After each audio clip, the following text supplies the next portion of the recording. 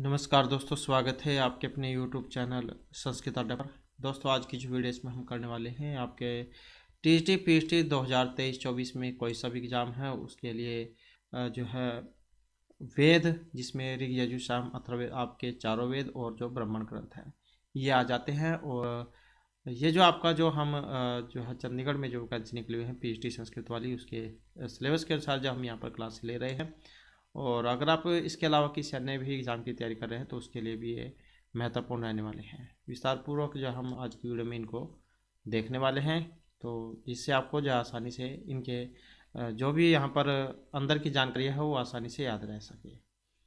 और अगर आप हमारी इनसे पहले वाली वीडियो को अगर आप देखना चाहते हैं तो इसे आप हमारे चैनल की प्लेलिस्ट में जाकर देख सकते हैं। चंडीगढ़ 2023 के नाम से जो आपको प्लेलिस्ट जा मिल जाएगी, तो वहाँ पर जाए इससे पहले वाली वीडियो आपको मिल जाएगी, या फिर अन्य जो वीडियो है में भी आप वहाँ पर जाकर देख सकते हैं। तो जल्दी से अपने जो यहाँ पर वेद ज्ञान के बारे में देख लेते हैं। तो सबसे पहले जो हमारी यहाँ पर जो संहिताएं जो हैं ये आ जाती हैं। तो विषय विचार की दृष्टि से जो वेद है, वेद और वैदिक साहित्य दोनों की अलग अलग श्रेणियाँ हैं। ये जितने भी आपके सारे जो है ये वैदिक साहित्य जो है इसके अंतर्गत आते हैं।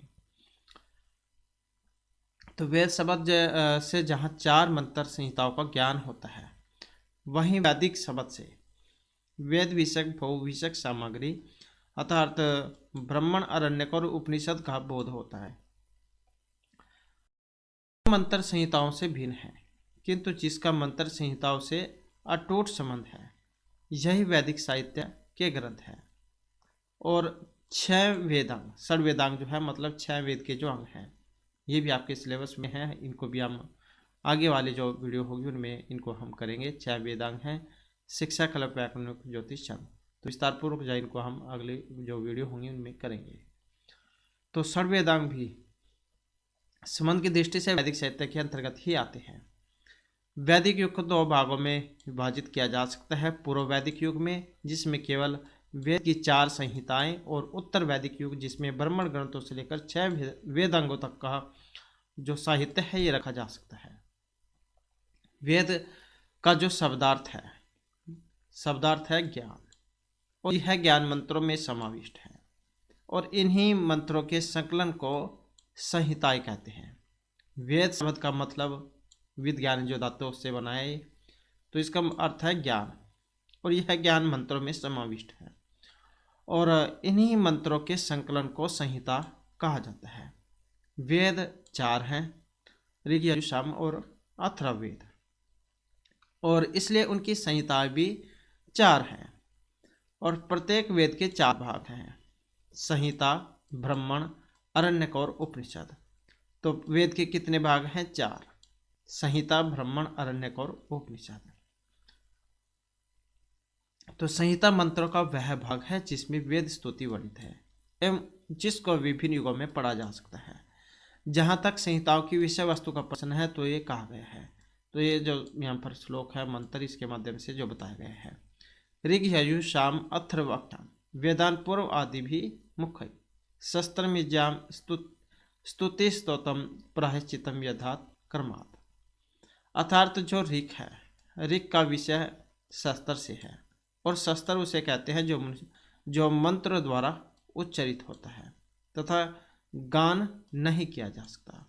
यजुष का विषय यज्ञ अर्थात यज्ञ से है, और साम का विषय स्तुति स्तोम अर्थात स्तुति के लिए प्रयुज्यमान ऋग समुदाय जो उद्गात द्वारा गाया जाता है, और अथर्व का प्रतिपाद्य जो विषय ये प्रायश्चित से है।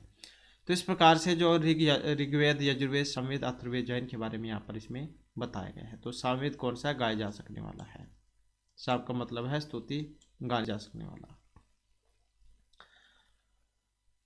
इसके बाद आ जाता है सबसे पहले जो यहाँ पर ऋग्वेद संहिता है। ऋग्वेद जो है विश्व साहित्य का प्राचीनतम ग्रंथ है, और यह विभिन्न देवताओं के स्तुति परक मंत्रों का संकलन है, और इसकी उत्पत्ति विराट पुरुष के मुख से मानी गई है। तो ये जो यहाँ पर लाइन है वेरी वेरी इंपॉर्टेंट है, एग्जाम में ये आती भी है कि मुख से किसकी उत्पत्ति मानी गई है। तो ये जो है यहाँ पर इनकी उत्पत्ति विराट पुरुष के मुख से मानी गई है। जिसके द्वारा देवता की स्तुति अथवा अर्चना की जाए उसे ही ऋग कहते हैं। ऋग्वेद मतलब ऋग। तो जिसकी देवता द्वारा स्तुति की जाए, अर्चना की जाए, उसे हम ऋग कहेंगे। ऋच्यते स्तूयते यया इति ऋग, अर्थात ऐसी ऋचाओं के संग्रह का नाम ही ऋग्वेद है। और इसका पुरोहित होता है। पुरोहित का क्या नाम है? ये वाला होता, जो कि देवताओं का आह्वान करता था। जो 4 वेद है सभी के अलग अलग हैं ही होता, तो जो आपको आगे देखने को मिलेगा। ऋग्वेद में ज्ञान की महत्ता का प्रतिपादन किया गया है। ऐसा माना जाता है कि सृष्टि के आरंभ में ईश्वर ने वेदों का ज्ञान अग्नि, वायु, आदित्य और अंगिरा नामक 4 ऋषियों को प्रदान किया था। तो सृष्टि के आरंभ में ईश्वर ने वेदों का ज्ञान अग्नि, वायु, आदित्य और अंगिरा नामक जो 4 ऋषि थे इनको दिया था। इसी कारण ऋषियों को मंत्रों का दृष्टा कहा गया है। आपने मंत्र में पढ़ा होगा, देवता और मंत्र ऋषि भी उसमें होते हैं। तो ऋषियों को मंत्र का दृष्टा कहा गया है, सृष्टा नहीं। ऋषि है मंत्र दृष्टा रह, न सृष्टा रह। मंत्र दृष्टा इन ऋषियों ने गुरु शिष्य परंपरा का निर्वाह करते हुए इन मंत्रों को अपने शिष्यों को दिया और चिरकाल तक इनका मौखिक रूप से ही संप्रेषण होता रहा। मतलब ये लिखित में नहीं थे, सिर्फ बोलचाल में ही थे, मौखिक रूप में। इसलिए मंत्र श्रुति भी कहे गए। लेकिन बाद में जब यह ज्ञान विस्तृत होने लगा तब इसको लिपिबद्ध कर दिया गया। तब इनको क्या लिखा गया, जब बहुत ज़्यादा हो गए तब फिर इनको लिखना शुरू किया गया। इस प्रकार मंत्रों का संग्रह किए जाने के कारण वेदों को संहिता के नाम ऋग्वेद के 10,580 1/4 इतने मंत्र हैं ऋग्वेद में। 1017 सूक्त और 1017 सूक्त 10 मंडलों में ये बटे हुए हैं। तो मंडलों की संख्या 10 है। और महाभाष्यकार जो पतंजलि है, इन्होंने ऋग्वेद की 21 शाखाएं मानी हैं। तो शाखाएं कितनी है ऋग्वेद में? 21 शाखाएं हैं। एक मिस्तितः वह वृक्षम, जिसमें साकल, बाष्कल, आशुलायन, शाखाइनी, मंडुकाइनी। तो इस प्रकार की जो है यहाँ पर इसमें शाखाएं हैं। इसके अलावा क्या है, अन्य शाखाएं भी है इसमें। जैसे यहाँ पर तो कुछ के बारे में ही बताया गया है, साकल, बाष्कल, आशुलायन, शाखाइन, मंडुकायन। तो 5 ही बताए गए हैं। 21 जो इसमें शाखाएं थी ऋग्वेद में। और ऋत्विक इसका होता, जैसे कि हमने ऊपर पढ़ा, सूक्त 1028 है इसमें। और मंत्रों की संख्या 10,580 है। या तो या इतनी देखने को मिलेगी या फिर 1/4 आपको देखने को मिलेगी। तो वो आप देख लेना एग्जाम में 1017 है या 1028 सूक्त है। और मंडलों की संख्या 10 है। तो सूक्त 10 मंडलों में बटे हुए हैं। आचार्य जो यास्क है, इनके द्वारा रचित है निरुक्त। इसमें देवताओं को 3 भागों में बांटा गया था। इससे पहले वाली जो वीडियो थी उसमें हमने देवताओं से संबंधित जो महत्वपूर्ण क्वेश्चन उनको किया था, जिसमें हमने पढ़ा था 33 देवता। तो 33 जो देवता थे, इनको 11-11 जो भाग है इसमें बांटा गया था। मतलब ये 3 भाग इसके हो जाते हैं, जैसे यहाँ पर दिए गए हैं 3 भाग। और प्रत्येक में 3-3 भाग हो जाते हैं। तो इस तरीके से 11 या 33 ये हो जाते हैं। जैसे ये 33 जो देवता है इनको 3 भागों में बांटा गया था, पृथ्वी स्थानीय, अंतरिक्ष और 2 स्थानीय देवता में। तो जैसे ये है पृथ्वी स्थानीय देवता, तो इसमें अग्नि, सोम, पृथ्वी आदि जो देवता हैं ये आ जाते हैं। उसके बाद अंतरिक्ष स्थानीय देवता थे, जिसमें इंद्र, रुद्र आदि आ जाते थे। और 2 स्थानीय जो स्वर्ग वाले हैं, इसमें वरुण, मित्र, उषा, सूर्य आदि जो देवता ही आ जाते हैं। तो इन सभी के बारे में हमने कल वाली वीडियो में जब पढ़ा था, आप उसको देख लीजिएगा। इस प्रकार से ऋग्वेद में कुल 33 देवताओं की स्तुति की गई है, जिसमें से इंद्र तथा अग्नि का सर्वप्रमुख स्थान है। ऋग्वेद के लगभग 20 सूक्त ऐसे हैं जिन्हें संवाद सूक्त कहा गया है। और ये जो यहाँ पर क्रम जो दिया गया है एग्जाम की दृष्टि से वेरी वेरी इंपॉर्टेंट है। जितना कम कहें उतना, जितना अधिक कहें उतना ही कम है। तो ये जो आपको एग्जाम में देखने को मिलेंगे ये वाले, जैसे पूर्वा उर्वशी समास सूक्त है, तो 10वें मंडल का जैसे 4वां सूक्त है। ऐसे शर्मापणि है 10वें मंडल का 108वां सूक्त। इंद्र वरुण संवाद है 4थे मंडल का 12वां सूक्त। इंद्र इंद्राणी संवाद सूक्त है 10वें मंडल का 86वां सूक्त। यम यमी संवाद है 10वें मंडल का 10वां सूक्त। विश्वामित्र नदी संवाद सूक्त है 3रे मंडल का 33वां सूक्त। सोम सूर्य संवाद है 10वें मंडल का 85वां सूक्त। देवगण अग्नि संवाद है 10वें मंडल का 52वां सूक्त। तो ये जो संख्या आपको पता होनी चाहिए क्योंकि ये एग्जाम में आती है। विषय वस्तु की दृष्टि से ऋग्वेद के समस्त सूक्तों को मुख्यतः 10 भागों में रखा जा सकता है, जिसमें देवता, ध्रुपद, कथा, संवाद, दान स्तुति, तत्वज्ञ, संस्कार, मांत्रिक, लौकिक तथा अपरिक सूक्त ये आ जाते हैं। कुछ विद्वानों ने इन्हें ऋषि सूक्त, देवता, अर्थ, छंद सूक्त इन 4 भागों में बांटा है और इन विविध विषयों का सन्निवेश होने के कारण ऋग्वेद अन्य वेदों की अपेक्षा अधिक गौर में है। यजुस, साम एवं अथर्व संहिताओं, ब्राह्मण और अरण्य के अंतर्गत जिन विषयों का विवेचन किया गया है वे सभी मूल रूप से ऋग्वेद में ही निहित है, चाहे वह प्राण विद्या या प्रतीक उपासना ब्रह्म विद्या हो। इसके अतिरिक्त ऋग्वेद के प्रथम मंडल के 164वें सूक्त में लगभग 52 ऋचाएं प्रहेलिका के रूप में दी गई है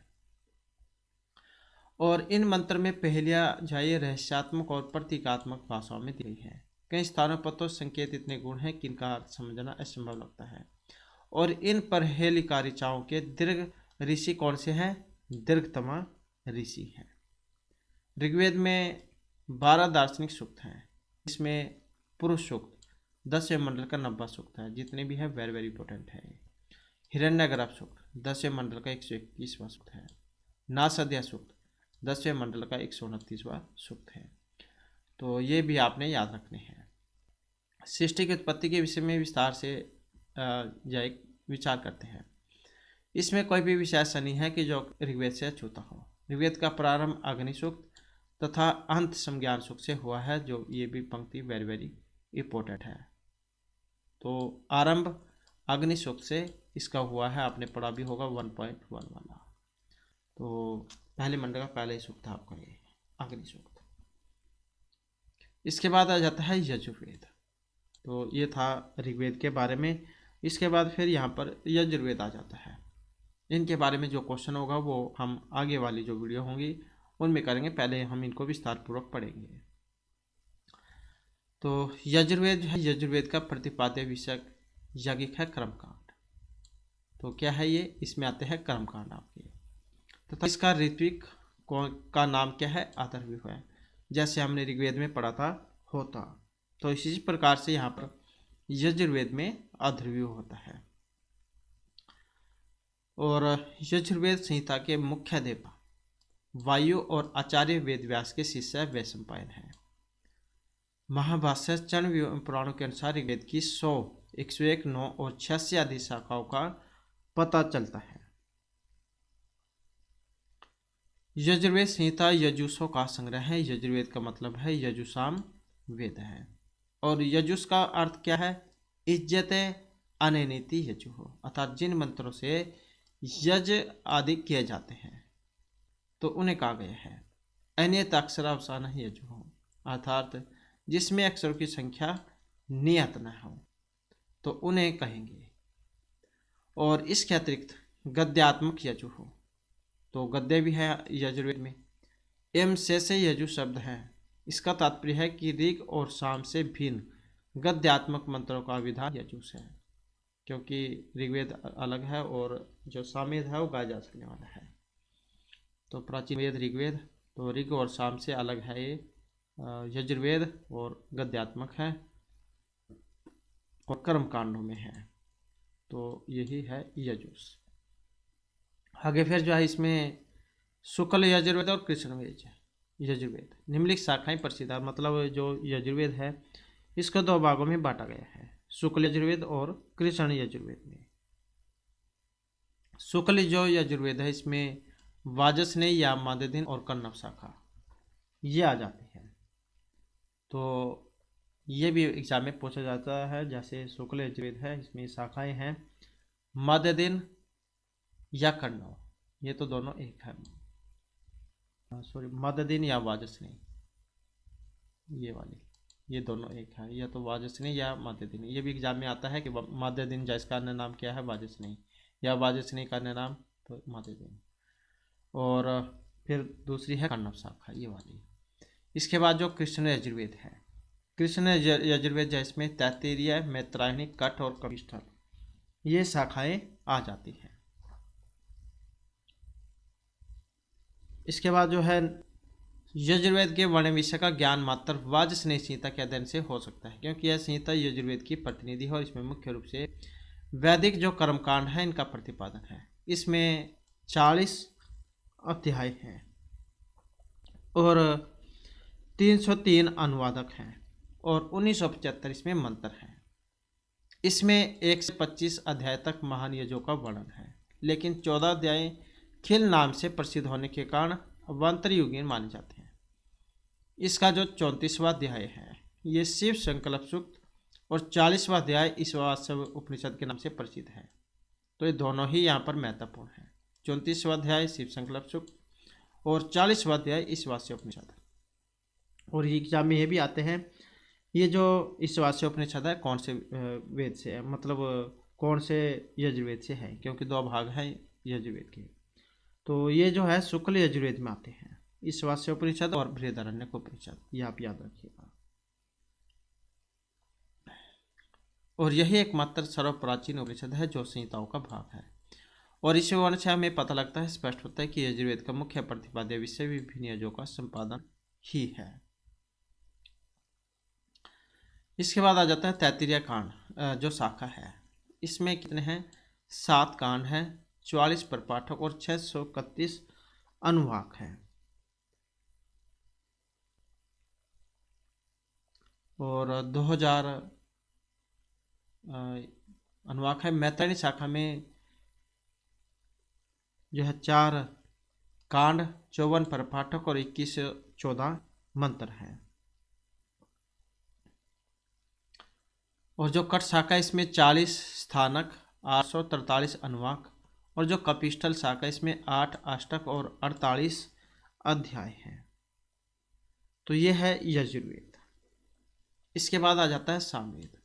साम का मतलब होता है गान, मतलब जो गाया जा सकने वाला है। ऋग्वेद के मंत्र जब विशिष्ट गान पद्धति से गाए जाते हैं तो इनको साम कहा गया है। वस्तुतः ऋग्वेद की ऋचाओं का लयबद्ध ज्ञान ही साम है। सामवेद का जो प्रमुख विषय है ये उपासना है और इसमें सोम याग संबंधी मंत्रों का संकलन है। तो इसका ऋत्विक, उद्गाता और देवता सूर्य है। ये जो लाइन है वेरी वेरी इंपॉर्टेंट है और आपने याद भी रखनी है। ऋत्विक, उद्गाता, जैसे हमने ऋग्वेद यजुर्वेद का पढ़ा, ऋग्वेद का होता और यजुर्वेद का अथर्वव्यूह है। तो इसी प्रकार से सामवेद का उद्गाता जो है, इसका जो ऋत्विक है इसका नाम उद्गाता और देवता इसमें सूर्य है। वर्तमान में राणारण्य, कौथुमिया और जैमिनी ये 3 शाखाएं इसकी उपलब्ध होती हैं। कौथुमिया, राणारण्य, जैमिनी ये 3 शाखाएं हैं। सामवेद को 2 भागों में बांटा गया है, पूर्व अर्चिक और उत्तर अर्चिक में। यहाँ पर अर्चिक से जो अभिप्राय है ऋचाओं के संग्रह से है। पूर्व अर्चिक जो है इसमें कुल 6 प्रपाठक है इसमें और 4 कांड हैं, 650 मंत्र हैं। और जो उत्तरार्चिक है, उत्तरार्चिक जो है इसमें 9 है। जैसे पूर्वार्चिक में कुल 6 प्रपाठक है और इसी प्रकार से उत्तरार्चिक में 9 है। और 21 अध्याय 1525 मंत्र। और इन प्रपाठकों का विभाजन अध्याय और खंडों में हुआ है और प्रत्येक खंड में एक देवता और एक छंद परक ऋचाएं आती है। पूर्ववार्चिक का जो प्रथम प्रपाठक है अग्नि से संबंध होने के कारण अग्नि पर्व या आग्नेय पर्व भी कहा जाता है। द्वितीय से चतुर्थ प्रपाठक में इंद्र से संबंधित ऋचाएं हैं जो इंद्र पर्व कहलाती हैं। तो पंचम जो प्रपाठक है इसका संबंध पवमान मतलब सोम से है, जिसे पवमान पर्व कहते हैं। षष्ठक जो प्रपाठक है इसको अरण्य पर्व की संज्ञा दी गई है क्योंकि इस प्रपाठक की ऋचाएं अरण्यगान के ही योग्य है।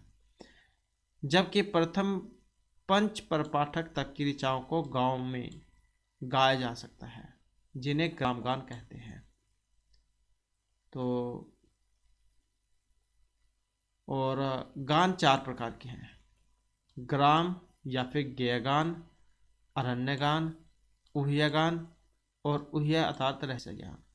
तो इस प्रकार से गान 4 प्रकार के हैं। ग्राम या ज्ञान, अरण्य, ऊह और ऊह्यर्थार्थ रहस्य ज्ञान। उत्तरार्चिक के अनेक मंत्र पूर्वार्चिक से लिए गए हैं। इसमें 7 प्रमुख अनुष्ठानों का निर्देश है। 10 रात्र, संवत्सर, एकह, अहीन, 70 प्राश्चित और क्षुद्र। इसमें प्रत्येक मंत्र की लय तान को याद करने का वर्णन विद्यमान है। पूर्वार्चिक में कुल 650 मंत्र और उत्तरार्चिक में 1125 मंत्र हैं। आपको एग्जाम में हो सकता है 1225 भी देखने को मिल जाए, क्योंकि कुछ बुकों में 1225 भी दिया गया है। तो 1125 या 1225 आपको देखने को मिल सकते हैं। उसके बाद है सामवेद में सामविकार पाए जाते हैं, जिन्हें गान करते समय कुछ घटाया बढ़ाया जा सकता है। और ये 6 प्रकार के हैं: विकार, विश्लेषण, विकर्षण, अभ्यास, विराम और स्तोम। इसके अतिरिक्त यज्ञ संपादन के समय 5 प्रकार के सम मंत्र भी गाए जाते हैं। कौन कौन से जो यहाँ पर दिए गए हैं? तो सबसे पहले जैसे यहाँ पर प्रस्ताव है, क्या है? यज्ञ संपादन के समय 5 प्रकार के सम मंत्र गाए जाते हैं। जैसे प्रस्ताव है पहले नंबर का, यह मंत्र का प्रारंभिक भाग होता है जो हूं से प्रारंभ होता है और इसे प्रस्तोता नामक ऋत्विक गाता है। उसके बाद दूसरे नंबर का उद्गीत है। इसे शाम का प्रधान ऋत्विक उद्गाता गाता है और इसमें प्रारंभ में ओम ई लगाया जाता है। तीसरे नंबर का जो यहाँ पर प्रतिहार, इसका मतलब है 2 को जोड़ना। इसे प्रतिहर्ता नामक ऋत्विक गाया करता है। उसके बाद उपतरव, इसे उद्गाता नामक ऋत्विक गाता है। और उसके बाद है निदान। इस मंत्र के 2 पद्यांश या ओम इसमें रहता है। इसका गायन 3 ऋत्विक प्रस्तोता, उद्गाता और प्रतिहर्ता एक साथ करते हैं। तो इस प्रकार से 5 प्रकार के यहाँ पर ये बताए गए हैं। तो ये था सामवेद। इसके बाद जो चौथा वेद है अथर्ववेद ही आ जाता है। अथर्ववेद का जो अर्थ है अथर्वा का वेद। अथर्व जो ऋषि थे तो उन्हीं के नाम पर पड़ा था ये अथर्ववेद। अथर्वों का वेद या अभिचार मंत्रों का ज्ञान। अथर्वन ऋषि के नाम पर इस वेद का नाम अथर्ववेद पड़ा था और इसे भृगु अंगिरा वेद, अथर्व अंगिरा वेद, भीषक वेद, क्षत्र वेद, ब्रह्मवेद, भैष्यवेद, तो इस प्रकार के इन नामों से इसे जाना जाता है। ये इनके अन्य नाम हैं। इनके ऋत्विक ब्रह्मा हैं। जैसे हमने ऋग्वेद में होता और यजुर्वेद में अथर्वु, सामवेद में उद्गाता पढ़ा, इसी प्रकार से अथर्ववेद है। अथर्ववेद के ऋत्विक का नाम ब्रह्मा है। इस वेद के देवता सोम और आचार्य सुमंतु है। तो देवता सोम और आचार्य सुमंतु। अथर्ववेद को वेद त्रय के नाम से भी जाना जाता है, जिसमें ऋग, यजुर और साम ये 3 वेद आ जाते हैं। ये भी क्वेश्चन एग्जाम में आता है कि वेद त्रय में कौन कौन से वेद आते हैं। ऋग, यजुर और सामवेद। इनकी अपेक्षा कम महत्व दिया गया है क्योंकि इसमें अधिकांशतः विचारात्मक सूक्त ही है। अथर्ववेद की क्या है 9 शाखाएं हैं अथर्ववेद में। और कौन कौन सी? पिप्पलाद, स्तोद, मोद, शौनकिया, जाजल, जलद, ब्रह्मवेद, देवदर्श और चांगवेद। तो पिप्पलाद, शौनक, मोद, स्तोद, जलद, जाजल, ब्रह्मवेद, देवदर्श, चांगवेद, तो ये 9 शाखाएं हैं। और इनमें से अब पिप्पलाद और शौनकिया शाखा ये 2 ही इस समय उपलब्ध है। और इसमें 20 कांड है। मतलब जो अथर्ववेद है कांडों में है, इनकी संख्या 20 है। 730 सूक्त हैं और 6000 मंत्र हैं इसमें। इस जीवन को सुखमय तथा दुख रहित बनाने के लिए जिन जिन साधनों की आवश्यकता होती है, उनकी सिद्धि के लिए अनेक प्रकार के अनुष्ठानों का विधान इस वेद में किया गया है। संहिता के प्रारंभिक 13 कांडों का विषय जन्म, मरण, उच्चाटन आदि से संबंधित है। 14वें कांड में विवाह, 18वें कांड में श्राद्ध और 20वें कांड में सोमयाग से संबंधित मंत्र दिए गए हैं। जादू टोना जो होते हैं उनसे संबंधित है ये अथर्ववेद। इसमें है सारे मंत्र दिए गए जादू टोना वाले। जबकि 19वां जो कांड है इसमें राष्ट्रविधि और अध्यात्म परक सूक्त है। अथर्ववेद की जो विषय वस्तु में कुछ सूक्त हैं जो यहाँ पर दिए गए हैं। जैसे पहला आ जाता है भैष्य सूक्त।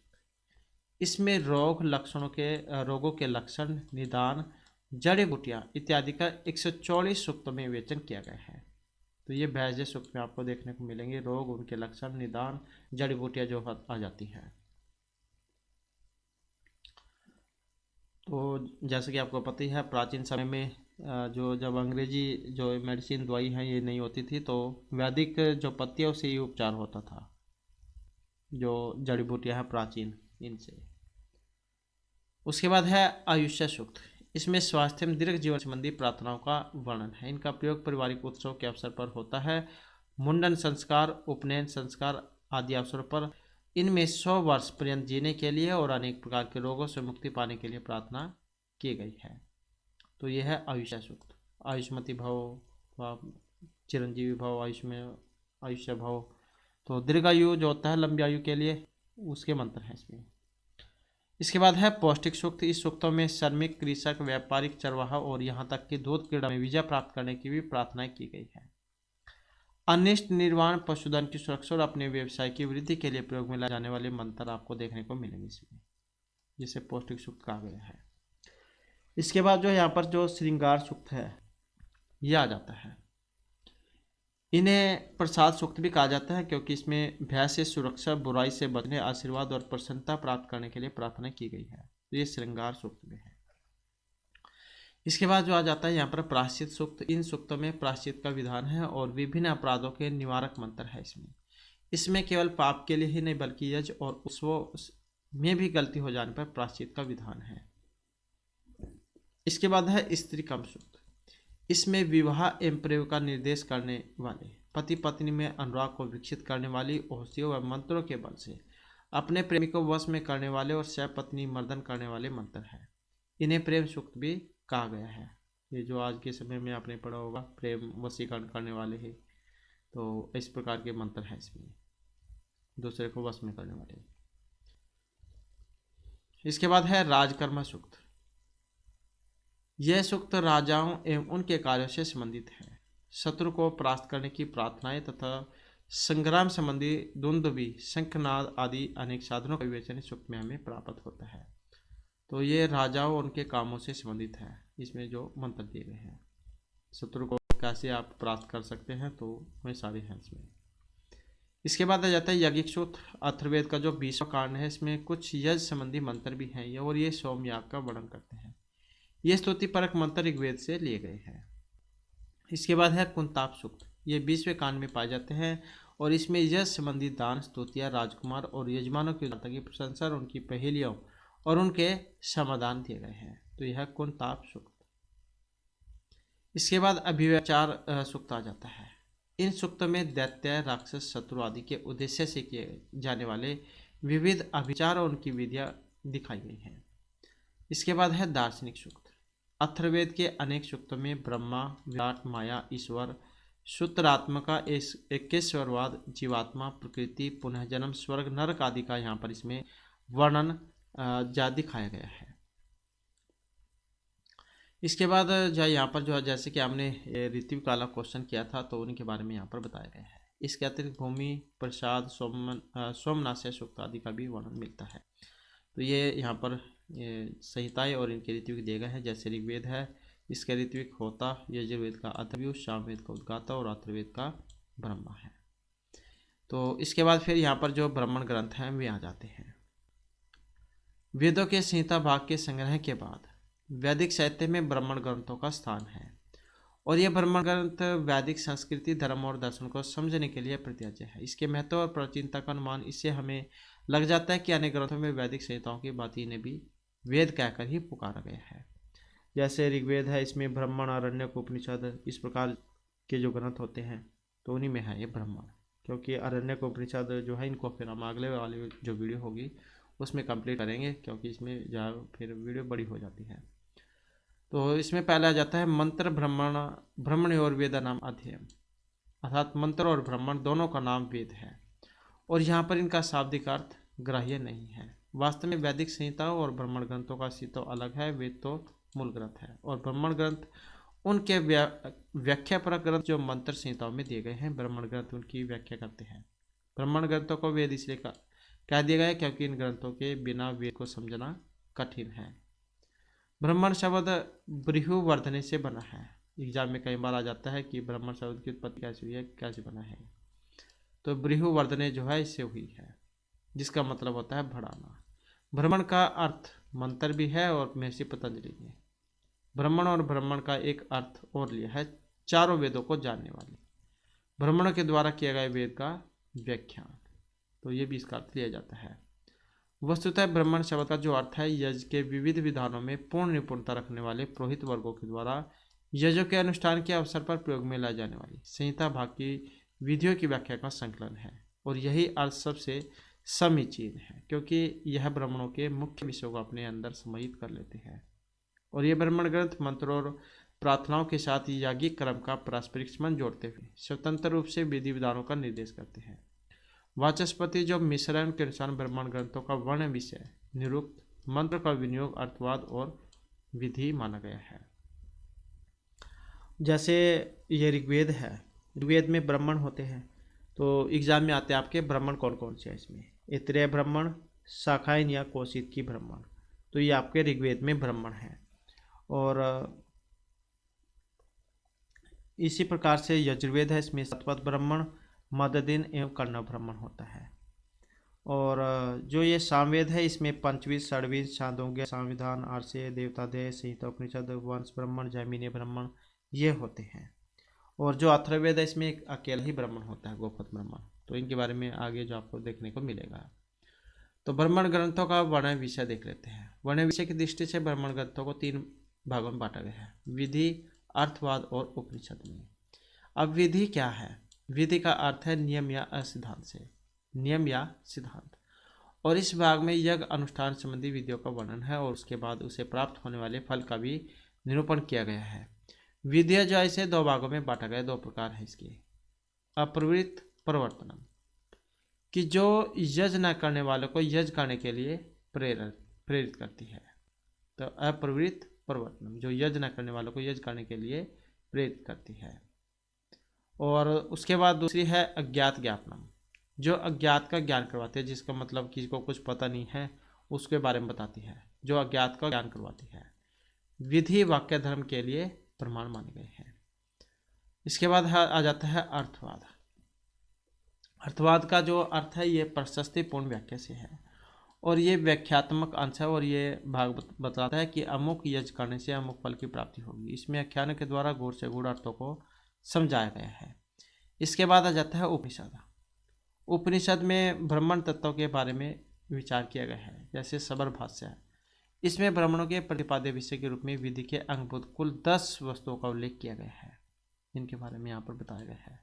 हेतु, निर्वचनम, निंदा, प्रशंसा, संशय, विधि, प्रक्रिया, पूरा कल्प है, व्यवधान, कल्पना, उपमानम, 10 एततः विधियां ब्राह्मणस्य, तो ये यहाँ पर 10 इनके बारे में विधियां बताई गई हैं।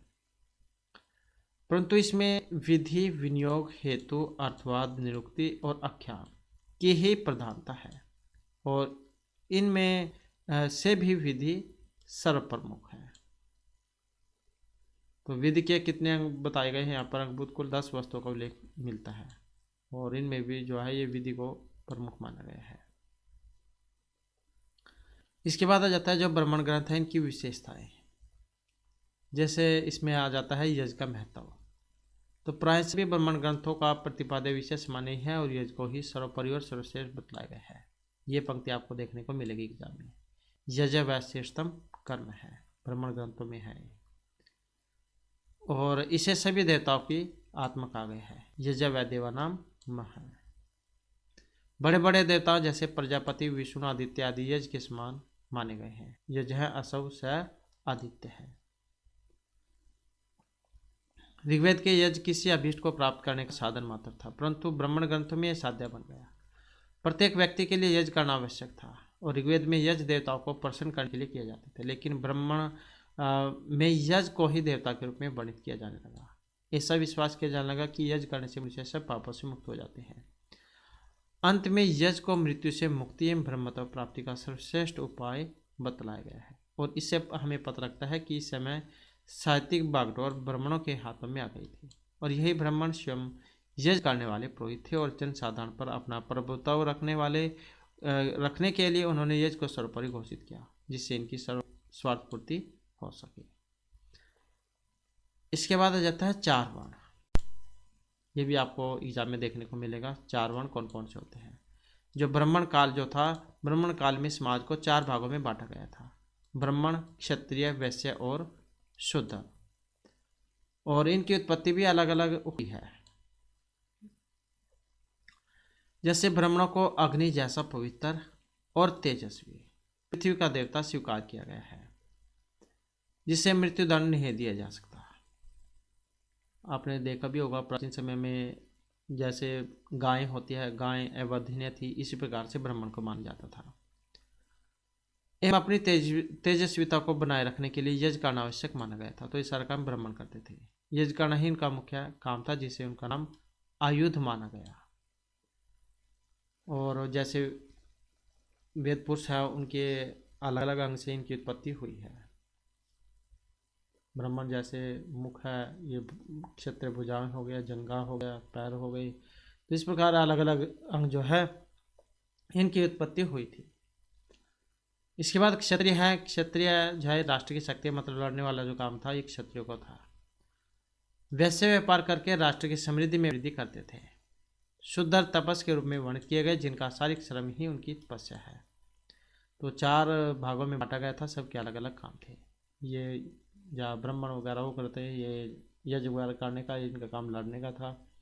और ये जो है वैश्याएँ होती थी, वैश्य जंगा से उत्पन्न हुए थे, इनका काम। और ये शूद्र थे, जो नीच जाति वाले जो होते थे, जो आगे काम करते थे राजा वगैरह के। इसके बाद आता है स्त्रियों की अवस्था। स्त्रियों को श्री और समृद्धि के समान बतलाकर गृह लक्ष्मी के पद पर प्रतिष्ठित किया गया है, और इसे मनुष्य की अर्धांगिनी बताया गया है। और पत्नी के बिना मनुष्य यज्ञ का अधिकार नहीं होता। तो आपने देखा भी होगा, जब श्री राम जब यज्ञ करते हैं तो उसमें, क्योंकि उन्होंने सीता को छोड़ दिया था, तो वो नहीं होती है उस समय, तब उनकी जो फोटो जो थी, तो उसी से काम चलाते हैं, उसी को जब वहाँ पर साक्षी मानकर फिर यज्ञ संपन्न करते हैं। तो जब यज्ञ करते थे उसमें पत्नी का होना जरूरी होता था। तो अर्धांग, तो पत्नी के बिना मनुष्य का अधिकार नहीं होता। स्त्रियों के चंचल स्वभाव की निंदा की गई है। चरित्रहीन व कुटिल स्त्रियों को आदर की दृष्टि से नहीं देखा जाता था, और स्त्री की अवस्था ब्राह्मण काल में अच्छी थी। इसके बाद नैतिकता आ जाती है। सत्य को सबसे अधिक महत्व दिया जाता था, और असत्य को महापाप बतलाया गया है। मनुष्य को सत्य बोलने को कहा गया है। रीत का पालन करके मनुष्य स्वर्ग लोक को प्राप्त करता है। अभिमान की निंदा की गई है, और मनुष्य को अभिमान नहीं सहन करना चाहिए, क्योंकि यह अपराध का कारण है। इसके बाद फिर धर्म आ जाता है। ब्राह्मण ग्रंथों में धार्मिक अवस्था ऋग्वेद से काफ़ी भिन्न हो गई थी। कुछ देवता जो ऋग्वेद में उच्च कोटि के थे, ब्राह्मण ग्रंथों में गौण रूप में, और जो ऋग्वेद में गौण रूप में थे, वे ब्राह्मण ग्रंथों में उच्च कोटि में जाने लगे। जैसे ब्राह्मण ग्रंथों में अग्नि का नियमन और प्रजापति का महत्वपूर्ण स्थान हो गया। विष्णु, शिव, रुद्र भी ब्राह्मण ग्रंथों में महत्वपूर्ण देवता बन गए। ऋग्वेद में असुर देवता माने जाते थे, जो कि ब्राह्मण ग्रंथों में दैत्य बन गए। तो आज के समय में जैसे ये असुर है, पहले तो देवताओं के लिए प्रयोग होता था ये वाला शब्द, और आज के समय में हम राक्षस जो होते हैं उनके लिए प्रयोग करते हैं इसका, असुर का। तो ब्राह्मण ग्रंथों में यज्ञ साधन न होकर साध्या बन गई। इसके बाद आ जाता है इसमें व्युत्पत्तियाँ। तो ब्राह्मण ग्रंथ में शब्दों की उत्पत्तियाँ दी गई हैं, जैसे जो भाषा, विज्ञान और व्याकरण की दृष्टि से महत्वपूर्ण है। उलूकल की व्युत्पत्ति दी गई है, उरुकरत इति, अर्थात जो वस्तु को विस्तृत कर देता है। आज्ञा की उत्पत्ति, यत आजिम आयंतद आज्ञा नाम आज्यत्वम, अर्थात जो यज्ञ रूपी युद्ध में सवार है वही घी का आज्यत्व है। दुहिता की उत्पत्ति, दूरे हिता भवती या धोक्तिवा, अर्थात जो विवाह के बाद दूरी पर रखी जाती है, या जो जब तक घर में रहती है गाय का दोहन करती है। तो दुहिता, आज पुत्री जो होती है उनके अर्थ में प्रयोग करते हैं हम इसका, दुहिता का। तो प्राचीन समय में जो है ये काम था इसका, इसलिए इसका नाम रखा गया था दुहिता। यह तो घर से दूर रहती थी, मतलब जब शादी हो जाती है, या फिर जब वो घर में रहती थी तो गाय का दूध निकालने का काम करती थी। तो ये इसी कारण से कहा गया था इनको दुहिता, दूध दोने वाली। इसके बाद है आख्यान और उपाख्यान। ब्राह्मण ग्रंथों में अनेक प्रकार के आख्यान और उपाख्यान भी पाए जाते हैं, जो यज्ञ को कारण बतलाने के हेतु कहे गए हैं। उदाहरण के रूप में जैसे प्रजापति को का क्यों कहते हैं, इसे स्पष्ट करने के लिए तैत्तिरीय ब्राह्मण में एक आख्यान दिया गया है। और जो आचार्य मैक्स मुलर है उनके अनुसार ब्राह्मण ग्रंथों के मुख्य आकर्षण का केंद्र व्याख्यान और उपाख्यान है जो में प्राप्त होते हैं। इतरेय ब्राह्मण में सुनह सेप आख्यान, सतपथ ब्राह्मण में पूर्व उर्वशी आख्यान, दुष्यंत शकुंतला, प्रलयवाक सोम और वशिष्ठ विश्वामित्र देवताओं द्वारा रात्रि निर्माण का आख्यान तथा सृष्टि विषय करने का आख्यान प्राप्त होते हैं। यही आख्यान बाद में इतिहास पुराणों के मूल स्रोत बने। तो ये भी एग्जाम में कई बार पूछा जाता है ये वाला क्वेश्चन। इतरेय ब्राह्मण में सुनसेप आख्यान, सतपथ ब्राह्मण में पूर्व उर्वशी आख्यान, दुष्यंत शकुंतला, प्रलयवाक सोम वशिष्ठ विश्वामित्र देवताओं द्वारा रात्रि निर्माण का आख्यान और सृष्टि विषय करने का आख्यान ये प्राप्त होते हैं। मतलब ये कहाँ से लिए गए हैं, जिनमें इनके बारे में वर्णन हुआ है। इसके बाद आ जाता है स्वर्ग और नरक संबंधी जो सिद्धांत थे। ब्रह्मांड जो ग्रंथ है इसमें मृत्यु के बाद दो मार्ग बतलाए गए हैं, पितृयान और देवयान। यद्यपि इस मृत्युलोक में जन्म लेना बुरा नहीं माना गया, फिर भी यज्ञ करके स्वर्ग प्राप्ति पर बल दिया गया है। जनसाधारण में यह विश्वास दृढ़ हो गया था कि पुत्र रहित व्यक्ति को कोई भी लोक प्राप्त नहीं होता। तो आज के समय में भी सभी जा एक पुत्र जो इसकी इच्छा करते हैं। तो पुत्र अभाव में अथवा पिंड दान करने वाले के अभाव में प्राणी की सदगति नहीं होती। तो पहले तो ऐसा बहुत ज़्यादा माना जाता था, जिसका पुत्र नहीं होता था मतलब उसे जो गति प्राप्त नहीं होगी। यह विश्वास आज भी सर्वव्यापी है, लेकिन वेदों में इस प्रकार का कोई संकेत प्राप्त नहीं होता। वैदिक कार्य इहलौकिक शोकों की प्राप्ति के प्रति अत्यधिक चिंतित थे और परलोक की चिंता का प्रश्न उनके मन में कभी उत्पन्न ही नहीं हुआ। इसलिए पुत्र उत्पत्ति यद्यपि प्रसन्नता का सूचक माना गया, तथापि पुत्र भाव में सदगति प्राप्त नहीं होती, ऐसा कथन भी कहीं नहीं है। इसके बाद फिर जो दार्शनिक तत्व में आ जाते हैं। ब्राह्मण ग्रंथों में भारतीय दर्शन का विचार दृष्टिगोचर होता है। ब्राह्मण ग्रंथ ऋग्वेद और उपनिषदों का दार्शनिक तत्वों के मध्य परिवर्तनशील युग का प्रतिनिधित्व करता है। सतपथ ब्राह्मण में संसार की उत्पत्ति विषय का आख्यान भी प्राप्त होते हैं। इसके अतिरिक्त बौद्ध दर्शन के प्रादुर्भाव का श्रेय भी इन्हीं ग्रंथों को है। जैमिनी ब्राह्मण में सूर्य, चंद्रमा, ध्रुव, अंतरिक्ष और पृथ्वी को गोलाकार बताया गया है और पृथ्वी को अग्निगर्भ। इसके बाद आ जाता है जो विविध है। ब्राह्मण ग्रंथों में सर्वत्र ही कार्यशील रहने का उपदेश दिया गया है। उद्यमी व्यक्ति ही जीवन के माधुर्य का रस आस्वादन कर सकता है। मनुष्य की श्रेष्ठता इसी में ही है कि वह सूर्य के समान गतिशील होकर कार्यरत रहे। और ये एक श्लोक है जिसके माध्यम से यहाँ पर बताया गया है। चरण व मधु विदंती चरण स्वाद्वम ब्रह्म सूर्य पश्य श्रेय मानम यह न तंद्रियते चरण चरवैती चरवैती इत्रेय ब्रह्मण। तो ये भी पंक्ति आपने पढ़ी होगी चरवैती वाले। तो इत्रेय ब्रह्मण से संबंधित है ये। ईश्वर भी कर्मशील का ही साथ देता है। मनुष्य परिश्रमी नहीं होता, उसे लक्ष्मी प्राप्त नहीं होती। तो आज के समय में भी जो है कर्मशील होने के बारे में कहा जाता है, मतलब काम करने के लिए ही कहा जाता है, परिश्रमशील होने के लिए। इसके बाद है यहाँ पर ये जो पंक्ति इसके माध्यम से भी बताया गया है, नाना असरंताय श्री अस्ति रोहित सुश्रुम है। तो इस ग्रंथ में भी मनुष्य के लिए 100 वर्ष या इससे अधिक जीने की इच्छा प्रकट की गई है। शतायु एवं पुरुष है। मनुष्य को इस संसार में 100 वर्ष तक जीने की इच्छा करनी चाहिए। इसके बाद जो यहाँ पर ऋग्वेदीय जो ब्राह्मण ग्रंथ है ये आ जाते हैं, जिसमें ऐत्रेय ब्राह्मण है। तो ऋग्वेद जो इसमें 2 ब्राह्मण है, ऐत्रेय ब्राह्मण, शाखायन या कौशिकी ब्राह्मण। तो सबसे पहले जो यहाँ पर ऐत्रेय जो ब्राह्मण है ये आ जाता है। इसके रचिता है महिदास ऐत्रेय। इसमें कुल 40 अध्याय है। मुख्य रूप से सोमयाग का वर्णन है। 1 से 16 अध्याय तक एक दिन में होने वाले अग्निष्टोम नामक सोमयाग का वर्णन है। तो क्या है अग्निष्टोम यज्ञ जो है ये क्या है, सोमयाग का वर्णन है। और ये क्या होता है, एक दिन में होने वाला होता है। एक दिन में होने वाले अग्निष्टोम नामक सोमयाग का वर्णन है। 17-18 जो अध्याय इसमें 360 दिन में होने वाले गोवामियन नामक सोमयाग का वर्णन है। तो जो एक दिन में होगा सोमयाग, अग्निष्टोम जो होगा एक दिन में होने वाला, 360 दिन में होने वाला ये गवामयन है सोमयाग। 19 से 24 अध्याय तक 12 दिन में संपन्न होने वाले द्वादश नामक सोमयाग का वर्णन है। और 25वें अध्याय में कोई अपराध हो जाने पर किए जाने वाले प्रायश्चित संबंधी उत्सव अग्निष्टोम करते समय ऋत्विक का वर्णन है। 26 से 30 अध्याय तक छोटे छोटे कुल पुरोहितों का वर्णन है। 31 से 40 अध्याय तक राज्याभिषेक तथा राजपुरोहित आदि की स्थिति और उनके अधिकारों का वर्णन है। ऐतरेय ब्राह्मण का जो 33वां अध्याय है, इसमें प्राप्त होने वाले सुनय सेव का आख्यान है, जिसमें जीवन में निरंतर उत्साहपूर्वक आगे बढ़ने का उपदेश दिया गया है। और इसी कथा का अभिप्राय यह प्रतीत होता है कि यदि हरिश्चंद्र कुछ प्रयत्न करते और वरुण को किसी अन्य ढंग से संतुष्ट करने का प्रयत्न करते तो वह अपने पुत्र को बचा पाता। राजा हरिश्चंद्र वाली कहानी आपने पढ़ी होगी। तो पुत्र को अगर कुछ प्रयत्न करते तो अपने पुत्र को बचा सकते थे और उसे स्वयं को भी जल उदर रोग न होता, मतलब पेट वाला।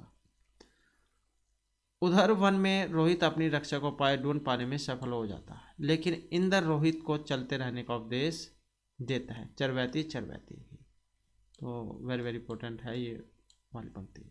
चरवैती मतलब चलने का ही उपदेश देते हैं।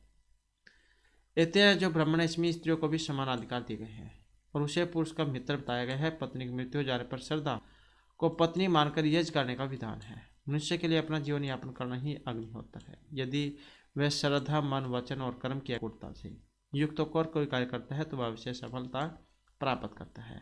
इसी प्रकार से ऐतरेय ब्राह्मण के आख्यान जीवन संबंधी बहुमूल्य तत्व से उत्पन्न है और इन आख्यान के माध्यम से सरल सरस रोचक सारगर्भित भाषा में मनुष्य को उपदेश दिया गया है और यही उपदेश उसे प्रगति के पथ पर अग्रसर करता है।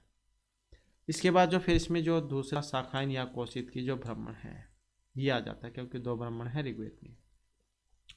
इसमें जो है 30 अध्याय है। पहले 6 अध्याय में यजों का वर्णन है। 7 से 30 अध्याय तक अग्निहोत्र, 10 पौर्णमास, चतुर्मास, इन सोमयागों का वर्णन है। तो ये 2 हैं। उसके बाद फिर जो यजुर्वेद है, इसमें भी ब्राह्मण आ जाते हैं, शतपथ ब्राह्मण, माददिनी एवं कण्व। तो सबसे पहला जो यहाँ पर जो शतपथ ब्राह्मण है ये आ जाता है। शतपथ ब्राह्मण शुक्ल यजुर्वेद की माददिन और कण्व दोनों शाखाओं पर उपलब्ध होता है। इसकी प्रथम शाखा के अंतर्गत 100 अध्याय तथा 14 कांड है, जबकि द्वितीय शाखा के अंतर्गत 104 अध्याय और 7 कांड है और इन दोनों में माददिन शाखा ही प्रचलित है। 100 अध्याय होने के कारण ही इसका नाम शतपथ पड़ा। शतपथ मतलब 100 होने के कारण, 100 अध्याय होने के कारण इसका नाम पड़ा है शतपथ।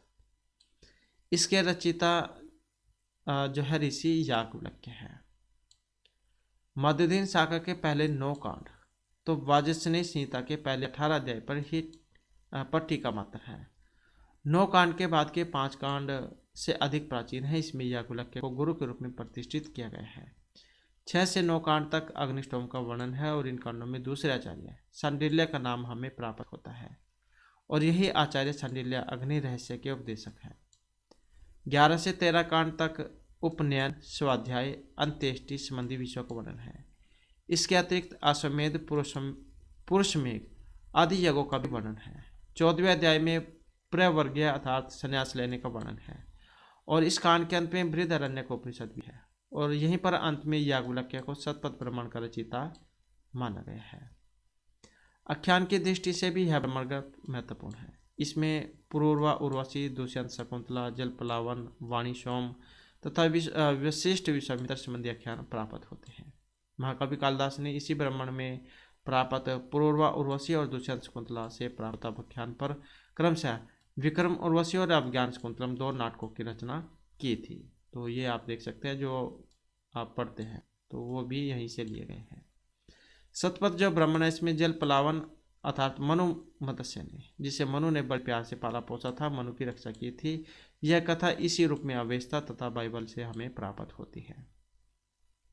शतपथ ब्राह्मण में सर्वप्रथम आसुरी, कुरुपति, जन्मेजय तथा जनक उप अधिकारी राजाओं का उल्लेख हमें मिलता है और यहीं पर प्रथम बार बौद्ध साहित्य में प्राप्त होने वाले अर्हत, श्रमण, प्रतिबोध जैसे शब्दों का प्रयोग हुआ है। शतपथ ब्राह्मण को सभी ब्राह्मणों में शिरोमणि स्वीकार किया गया है। इसके बाद जो यहाँ पर जो तैत्तिरीय ब्राह्मण है यह आ जाता है, क्योंकि इसमें तैत्तिरीय ब्राह्मण, मैत्रायण ब्राह्मण, कपिस्थल ब्राह्मण, ये 4 ब्राह्मण आ जाते हैं आपके कृष्ण यजुर्वेद में। तो यहाँ पर तैत्तिरीय ब्राह्मण है, यह कृष्ण यजुर्वेद से है। 3 कांड है इसमें और प्रथम कांड में अगन्यधान, वाजपेयी, सोम, राजसूय आदि का वर्णन है। द्वितीय जो कांड है इसमें सौत्रायणी, वैश्यव आदि का तथा तृतीय कांड में नक्षत्र आदि प्रधान रूप से वर्णित है। उपर्युक्त विषयों के अतिरिक्त इसमें भारद्वाज, नचिकेता, प्रहलाद और अगस्त्य विषयक आख्यायिकाएं, सत्य भाषण, वाणी की मधुरता, तपोमय जीवन, अतिथि सत्कार, संगठनशीलता, ब्रह्मचर्य पालन आदि आचार दर्शन तथा श्रेष्ठ विषयक वर्णन प्राप्त होते हैं। इसके बाद जो फिर यहाँ पर सामवेदीय जो ब्राह्मण है ये आ जाते हैं, क्योंकि यहाँ पर भी पंचवीं, षड्वीं, छांदोग्य, संविधान, आर्षे, देवतादय, संहिता, उपनिषद, वर्ष, जैमिनी ब्राह्मण, ये 9 ब्राह्मण इसमें आ जाते हैं सामवेद में। तो सबसे पहला जो पंचवीं ब्राह्मण है इसको तांड्या, प्रो और महाब्राह्मण भी कहा गया है।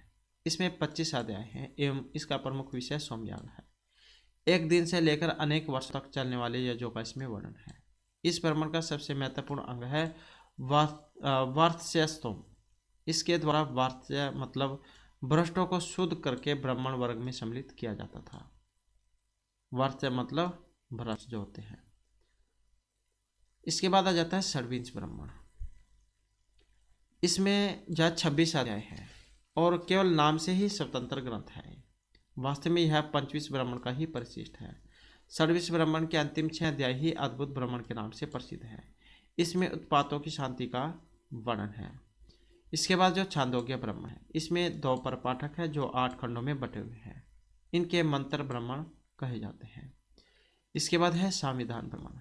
इसके अंतर्गत कृच, अतिकृच आदि व्रत, पुत्र, ऐश्वर्य की प्राप्ति के लिए अनेक प्रकार के अनुष्ठानों का वर्णन है।